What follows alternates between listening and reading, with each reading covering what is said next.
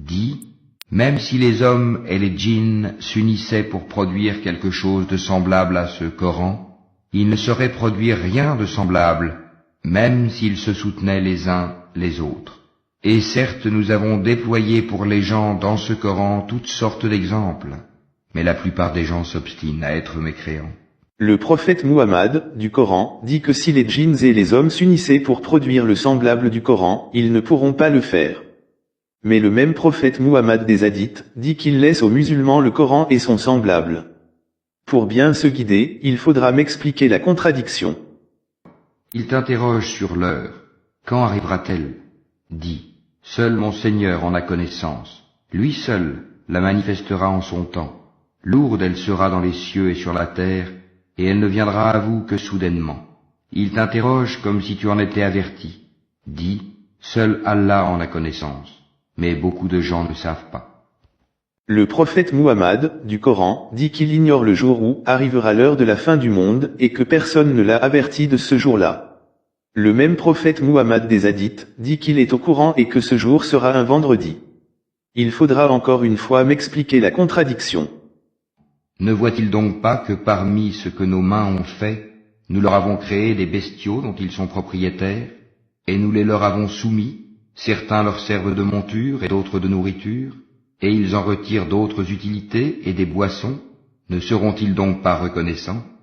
Allah lui dit, ô Iblis, qui t'a empêché de te prosterner devant ce que j'ai créé de mes mains? T'enfles-tu d'orgueil ou te considères-tu parmi les hauts placés? Je suis meilleur que lui, dit Iblis. Tu m'as créé de feu et tu l'as créé d'argile. Allah dit, sors d'ici, te voilà banni. Voilà ce que nous te récitons des versets et de la révélation précise. Pour Allah, Jésus est comme Adam, qu'il créa de poussière, puis il lui dit, sois, et il fut. La vérité vient de ton Seigneur, ne sois donc pas du nombre des sceptiques. Le prophète Muhammad, du Coran, dit dans le Coran, qu'Allah a créé d'autres créatures avec ses mains, et que le prophète Adam a été créé aussi avec les mains d'Allah, et qu'Allah a utilisé la parole, soit, de même que le prophète Jésus. Le même prophète Muhammad des hadiths, dit qu'Allah a créé que 4 choses avec ses mains, et tout le reste de la création, c'est avec la parole soit. Il faudra encore une fois m'expliquer la contradiction. Dis, qui a interdit la parure d'Allah qu'il a produite pour ses serviteurs, ainsi que les bonnes nourritures? Dis, elles sont destinées à ceux qui ont la foi dans cette vie, et exclusivement à eux, au jour de la résurrection. Ainsi exposons-nous clairement les versets pour les gens qui savent. Dis, mon Seigneur n'a interdit que les turpitudes, les grands péchés, tant apparentes que secrètes, de même que le péché, l'agression sans droit, et d'associer à Allah ce dont il n'a fait descendre aucune preuve, et de dire sur Allah ce que vous ne savez pas. Dis, dans ce qui m'a été révélé, je ne trouve d'interdit à aucun mangeur d'en manger que la bête trouvée morte, ou le sang qu'on a fait couler, ou la chair de porc, car c'est une souillure, ou ce qui par perversité a été sacrifié à autre qu'Allah. Quiconque est contraint sans toutefois abuser ou transgresser, ton Seigneur est certes pardonneur et miséricordieux. Le prophète Muhammad du Coran dit que cette vie d'ici-bas est destinée, à la base, à ceux qui ont la foi. Il dit encore, qui a interdit la parure d'Allah, qu'il a produite pour ses serviteurs ainsi que les bonnes nourritures, et dit encore qu'elles sont destinées qu'à ceux qui ont la foi, dans cette vie, et exclusivement à eux, au jour de la résurrection. Et le même prophète Muhammad des hadiths, vient nous interdire, la soie et l'or pour les hommes, le vin, l'âne domestique, et plein d'autres choses. Et là ce n'est qu'une partie des interdits que je vous montre. Allez-y, cherchez, et lisez, les hadiths et vous verrez par vous-même, les contradictions. Ils vous cachent la vérité et veulent vous éloigner de votre vrai Seigneur. Une fois encore, il y a une contradiction. Et la nuit, c'est lui qui prend vos âmes, et il sait ce que vous avez acquis pendant le jour. Puis il vous ressuscite le jour afin que s'accomplisse le terme fixé. Ensuite, c'est vers lui que sera votre retour, et il vous informera de ce que vous faisiez. Allah reçoit les âmes au moment de leur mort, ainsi que celles qui ne meurent pas au cours de leur sommeil. Il retient celles à qui il a décrété la mort, tandis qu'il renvoie les autres jusqu'à un terme fixé. Il y a certainement là des preuves pour des gens qui réfléchissent. Le prophète Muhammad du Coran dit qu'Allah reçoit nos âmes, pendant la nuit, au moment de notre mort, et au cours de notre sommeil, et il sait ce qu'on a fait durant la journée. Le même prophète des hadiths nous dit qu'il aime jeûner durant le lundi et le jeudi, car c'est durant ces deux moments où nos œuvres sont présentées à Allah. Encore une fois, il y a une contradiction. C'est lui qui vous a créé d'argile, puis il vous a décrété un terme, et il y a un terme fixé auprès de lui. Pourtant, vous doutez encore. Et certes tu les trouveras les plus attachés à la vie d'ici-bas, pire en cela que les associateurs. Tels d'entre eux aimeraient vivre 1000 ans, mais une pareille longévité ne le sauvera pas du châtiment, et Allah voit bien leurs actions. Si Allah s'en prenait aux gens pour leurs méfaits, il ne laisserait sur cette terre aucun être vivant, mais il les renvoie jusqu'à un terme fixé, puis quand leur terme vient, ils ne peuvent ni le retarder d'une heure, ni l'avancer. Le prophète Muhammad, du Coran, nous dit qu'Allah nous a déjà décrété un terme fixé auprès de lui, pourtant les gens doutent encore. Il nous dit encore, par rapport aux gens du livre, qu'il aimerait vivre jusqu'à 1000 ans. Il dit encore, que, quand notre terme arrive, on ne peut ni la retarder d'une heure, ni l'avancer. Et le même prophète des hadiths vient nous dire que celui qui veut augmenter sa vie, il doit faire la taqwa de son Seigneur, et lier les liens de parenté, alors son terme de vie sera retardé. Quelle contradiction! Encore une fois, le Allah et le prophète du Coran n'ont rien à voir avec le Allah et le prophète des hadiths, réfléchissez très bien. Et c'est ce que font les musulmans, ils aiment bien copier les autres, comme leurs voisins, les gens du livre. Quand ils font leur invocation, pour qu'Allah retarde leur terme jusqu'au Ramadan prochain ou jusqu'à un âge avancé, ils doutent plutôt là-dessus. Ils préfèrent plutôt écouter leur Seigneur Bukhari et sa bande, au lieu d'écouter leur vrai et unique Seigneur qui est Allah. Alors qu'Allah dit que ce sont les associateurs qui aiment vivre longtemps. Et quand on leur dit que ce sont des associateurs, ils ne croient pas. Ils pensent qu'être un associateur, il faut se prosterner devant une statue, lisez le Coran et voyez par vous-même. Et à ceux qui s'écartent des taghut, pour ne pas les adorer, tandis qu'ils reviennent à Allah, à eux la bonne nouvelle. Annonce la bonne nouvelle à mes serviteurs, qui prêtent l'oreille à la parole, puis suivent ce qu'elle contient de meilleur. Ce sont ceux-là qu'Allah a guidés, et ce sont eux les doués d'intelligence. Eh bien quoi? Est-ce que celui dont Allah ouvre la poitrine à l'islam et qui détient ainsi une lumière venant de son Seigneur? Malheur donc à ceux dont les cœurs sont endurcis contre le rappel d'Allah, ceux-là sont dans un égarement évident.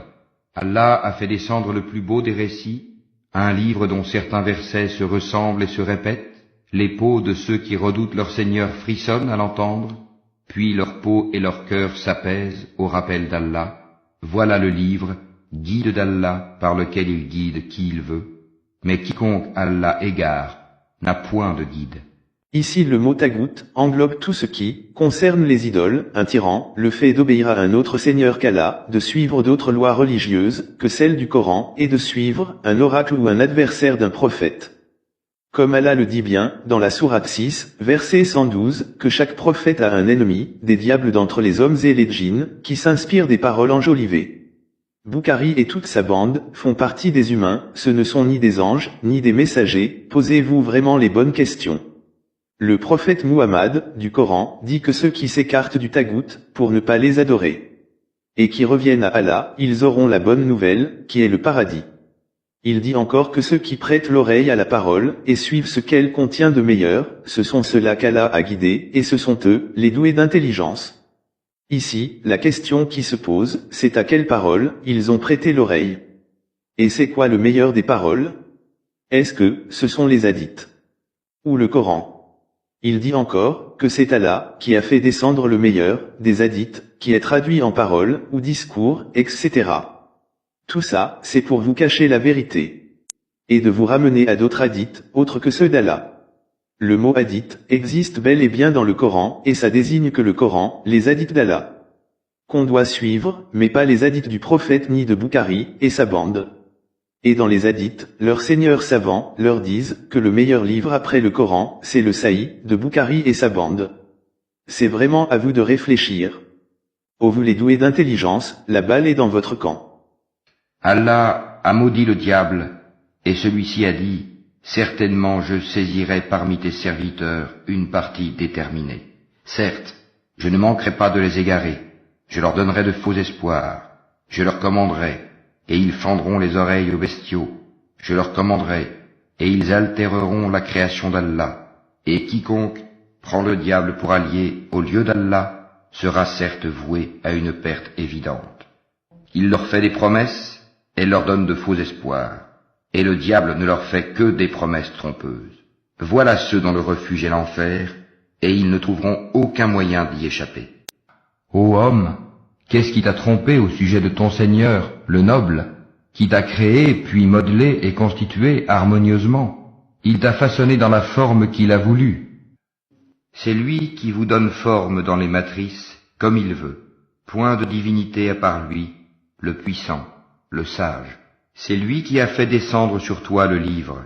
Il s'y trouve des versets sans équivoque, qui sont la base du livre, et d'autres versets qui peuvent prêter à d'interprétations diverses. Les gens donc, qui ont au cœur une inclination vers l'égarement, mettent l'accent sur les versets à équivoque, cherchant la dissension en essayant de leur trouver une interprétation, alors que nul n'en connaît l'interprétation à part Allah. Mais ceux qui sont bien enracinés dans la science disent « Nous y croyons, tout est de la part de notre Seigneur, mais seuls les doués d'intelligence s'en rappellent. Seigneur, ne laisse pas dévier nos cœurs après que tu nous aies guidés, et accorde-nous ta miséricorde. C'est toi, certes, le grand donateur. C'est lui qui vous a créé. Parmi vous, il y a mécréants et croyants. Allah observe parfaitement ce que vous faites. Il a créé les cieux et la terre en toute vérité, et vous a donné votre forme, et quelle belle forme il vous a donnée, et vers lui est le devenir.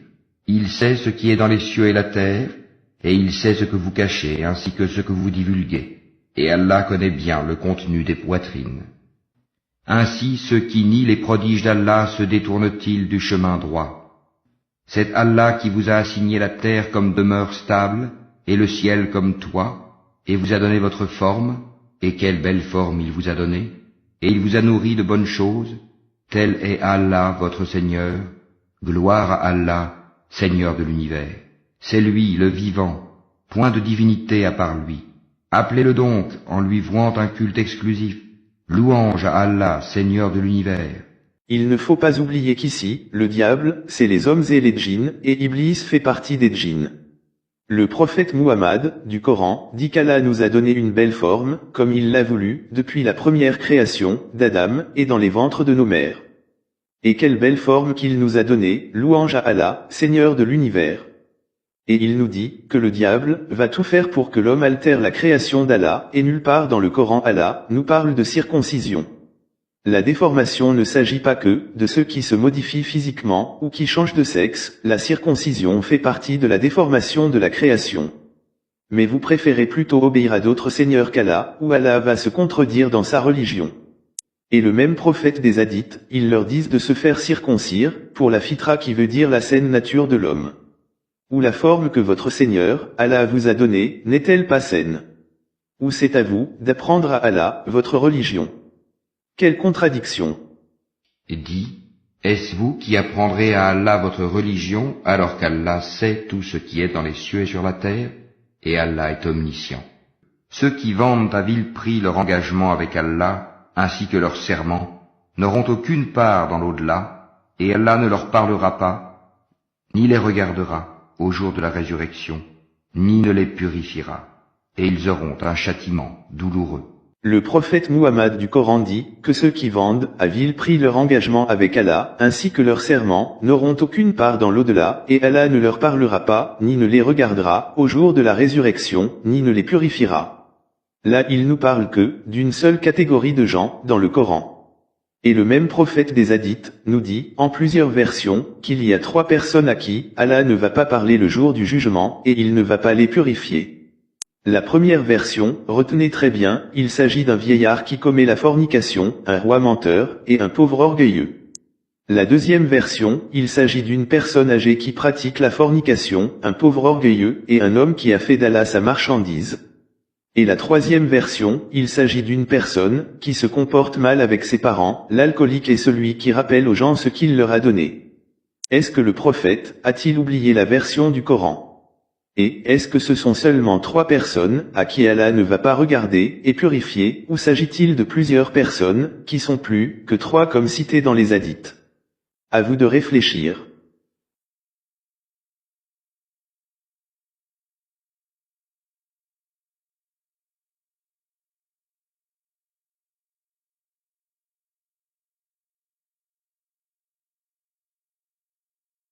Dis, je suis en fait un être humain comme vous. Il m'a été révélé que votre Dieu est un Dieu unique. Quiconque donc espère rencontrer son Seigneur, qu'il fasse de bonnes actions, et qu'il n'associe dans son adoration aucun autre à son Seigneur.